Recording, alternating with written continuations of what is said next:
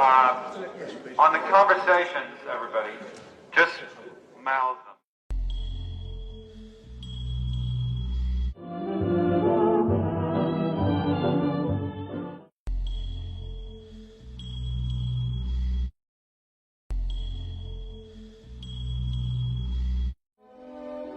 This is Stanley Kubrick. I think that if the reigning powers had any great respect for good pictures or the people who could make them, that this respect was probably very well tempered by the somewhat cynical observation that poor and mediocre pictures might just as well prove successful as their pictures of higher value.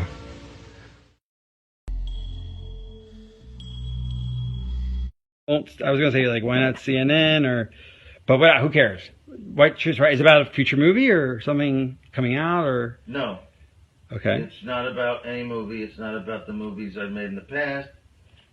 It's a confession of sorts. Okay. I mean, about you cheated on your wife, you plagiarized. I would never do that. No. Plagiarized something. It's about a movie I made that nobody is aware of, even though they've seen it. Okay. Is that intriguing? Do I have you intrigued? Well, I mean, see if I understand what you said. It's about a movie you made, no one knows you made. Is that what you said? I perpetrated a huge fraud, which I am now about to detail, Okay. involving the United States government and NASA. All right. And I'm sure you've heard the rumors. The moon landing hoax? That's right. That the moon landing was fake. The moon landings all were fake. And I was the person who filmed it. You're serious and okay. I'm serious. I'm dead serious. The conspiracy theorists were right on this occasion. Why? I don't know about Paul McCartney's death, but this they were right about. Okay.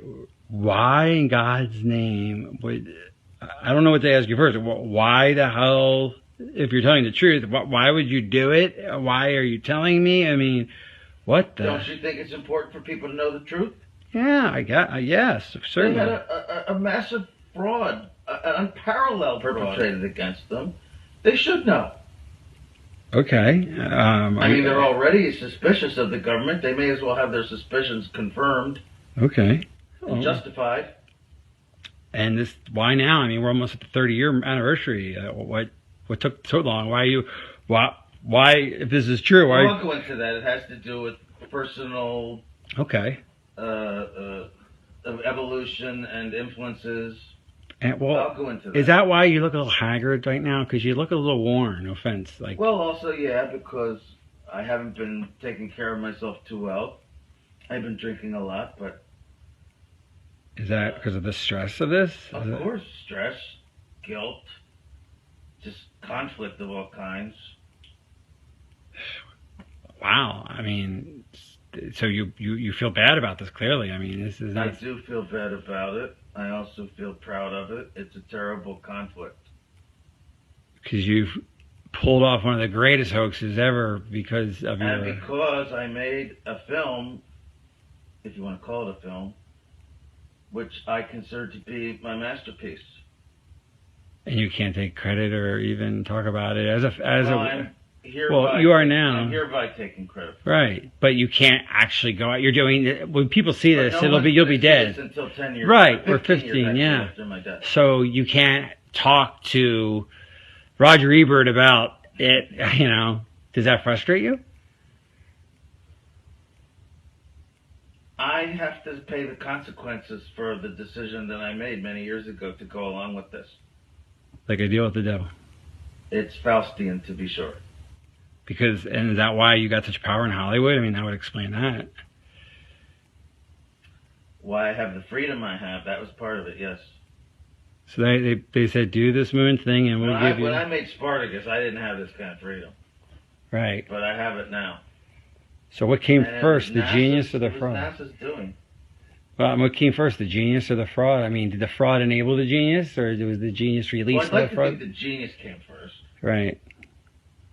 But some frauds are hard to bypass, especially if you have an ego and you're an artist and you're presented with a challenge, the likes of which you've never seen and will probably never see again. You don't even think of the morality of it. You're just completely swept away by the flattery of it and the juices inside you, which make you want to do it as the artist you are innately. You don't think of anything else. Tell me about the making of it. So, was it difficult? I mean, committing the greatest fraud, I don't know what you want to call it. I'm not saying it's okay. Think a lot about that at the time. I know, so I'm not making a moral judgment, but making this huge, ambitious, technical faux landing, was it harder than 2001? Was it very difficult? I mean, what was the experience like? Artistically, practically, emotionally, what was it like Nothing for you? was harder than 2001. So 2001 was harder than faking the moon landing? It actually was. Because you learned things on 2001 and... Yes. I mean, 2001 was very ambitious. And that's not to say that faking the moon landing was not ambitious, but yeah, I learned things making 2001, which is why I got this gig in the first place, right? Right, that makes sense.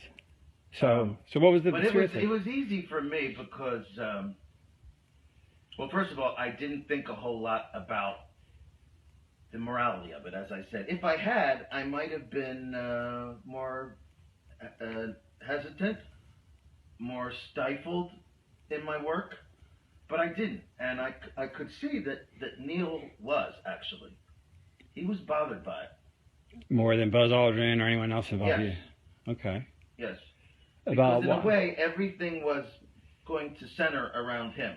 He was the one who was supposed to come down off the ladder and announce the step for mankind. One small step for man, one giant leap for mankind. And what have you. He sensed that this was going to be a life-changing experience for him, and I mean on a major scale. Actually, he was rather tortured by it the rest of his life. Really? I mean, is that why you didn't give interviews? Yes, and in fact, that actually began to affect my own perception of it, watching what happened to him. Okay, in what way? Just seeing the deterioration of him? And I mean, was he depressed or? He was depressed. He was drinking heavily, bitter, scared, just phobic, avoiding people. And that guy Bart Sibrel or something tried to get him to swear in a Bible. I mean, when I say it affected me, that's why there was so much time in between films for me. Between Full Metal Jacket and between The Shining and Full Metal Jacket was about 6 years. Between Full Metal Jacket and Eyes Wide Shut is 13 years. Yeah. And a lot of that time was spent just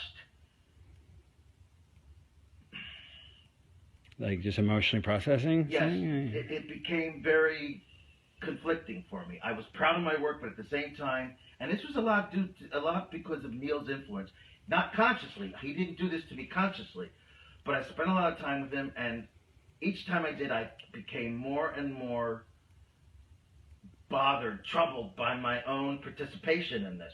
Okay. Well, what would he say? I mean, did he explain the source of his depression? He was on the verge of tears. He did not cry. I won't say he cried, but he was on the verge of tears so many times because of what he did. I mean, what he participated in. It's almost as if he thought up the idea, you know? Right. He felt that guilt. He was almost used, really. Okay. But he's the one who felt the guilt. I'm sure NASA did not feel that much guilt. And, I mean, why did he go up, I wonder? I wonder why. Because they promised him a seat in 3 years when they figured it out. They kept lying about it being possible. So why do you think he did it? Why did Armstrong do it in the first place? He thought, they kept saying, we'll be ready in 3 years and you'll go then. Just lie now and we'll go in 3 years. The funding will keep going and we'll figure this out and you'll go. Oh, actually go. Right, okay, yeah. And okay. but they were lying, you know, Yeah. and they figured it out. And he got really, so cynical. Got it? Okay. So why did Armstrong go? I mean, he was such a moral, principled man. Why would he go on a fake moon mission? I don't believe that. Well, they strung him along because they led him to believe, oh, don't worry, we're going to have the money in a few years, and we'll actually go, and then you will go. They'll have. Of course, You mean they'll have the technology in a few years? Yes. Okay. They will have enough. They will. Yes, they will be able to actually perform the miracle of going to the moon. And yes, he would be in the saddle. So, in other words, okay, let's make this clear. Kennedy set a deadline, psychological deadline of the 60s. They knew they couldn't beat it. Right. But they would be they great could PR if they did. Right, and if they did, you're saying they sincerely thought that they would really get there within a few years. I believe, yes, they did think so. Because that's what they, well, I mean, that's... Although some didn't.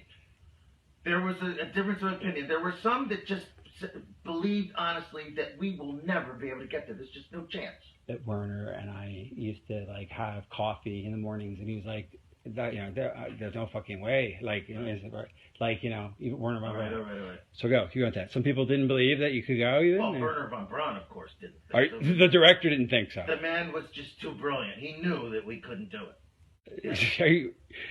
So, okay. I'm talking about a guy working on two lost causes, Nazism and you know, the quest for the moon. I mean, he really did, and he didn't tell them? I mean, did he ever tell them? Did he tell NASA? Like, did he tell the president we can't go? I mean, he must have been broke the news. He was very old, of course, at the time, and a lot of people just dismissed him. Younger, more ambitious people, some of them really thought we could get there. Right. Or wanted to believe it. Maybe on a conscious level they knew we couldn't, but they just wanted to believe the impossible because they were so full of themselves. And so full of the dream. Yes. The dream was very powerful. And that's what beguiled Armstrong. Here is a noble stand-up guy, and he didn't want to be part of the lie, but he knew he'd get a seat if he played ball on when they actually did go up. He was too good for this. But that day never came, obviously. That day never came. And what did that do to him? I mean... It gradually destroyed him, I think. Okay. He deteriorated. Like I said, he drank a lot. He was full of self-recrimination, and so was I. Well, mainly from his influence. I almost, it's like I caught it from him.